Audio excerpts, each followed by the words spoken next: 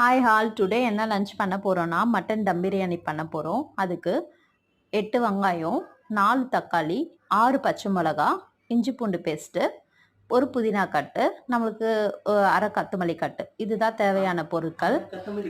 அதுக்கப்புறம் கறியை வேக வைக்கிறதுக்கு வெங்காயம், தக்காளி, ஒரு பச்சை மிளகா, மஞ்சத்தூள், மிளகாத்தூள் இதெல்லாம் போட்டு கறியை ஃபஸ்ட்டு வேக வச்சு எடுத்துக்கலாம். 2 விசில் வேக வச்சு எடுத்தால் போதும்.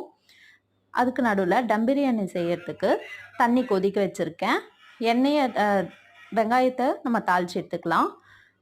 ஃபஸ்ட்டு நம்ம பாத்திரத்தில் வெங்காயம், பட்டை, லவங்கம், கிராம்பு அதெல்லாம் போட்டு நல்லா வெங்காயம் ப்ரௌன் கலர் வர வரைக்கும், நம்ம பொன்னிறம் வர வரைக்கும் நல்லா ப்ரௌனாக வறுத்து எடுத்துக்கலாம்.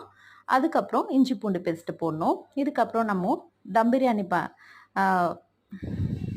இதுக்கப்புறம் டம் பிரியாணி பண்ணுறதுக்கு நம்ம 75% அரிசி வெந்தால் போதும்.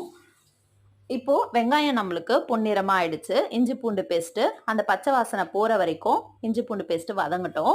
அதுக்கப்புறம் நம்ம தக்காளி, புதினா, பச்சை மிளகா, சக்தி மிளகாத்தூள், தயிர் எல்லா இன்க்ரீடியண்ட்டும் போட்டு நல்லா மசிஞ்சு வரட்டும். குக் பண்ணிடலாம். அது குக் ஆன உடனே தேவையான அளவு உப்பு சேர்த்துக்கலாம். உப்பு சேர்த்துட்டு நம்மளுக்கு இங்கே பார்த்தீங்களா அரிசி வந்து இந்த பதத்துக்கு வெந்தால் மட்டும் போதும். அது குக் ஆனனே கறி எடுத்து போட்டுடலாம். கறி எடுத்து போட்டுட்டு நம்மளுக்கு ஒரு 2 கிளாஸ் தண்ணி விட்டால் போதும். இது தம் பிரியாணி தான் செய்ய போகிறோம். ஆல்ரெடி நம்ம பாயில் ஆகிட்டுருக்கு. அரிசி வந்து 75% பாயில் ஆகிடுச்சு. அதனால் 75% பாயில் ஆனது. அதுக்கப்புறம் நம்ம லைட்டாக கலரி விட்டுட்டு தட்டு போட்டு மூடி வச்சிடலாம். ஓப்பன் பண்ண வேண்டாம்.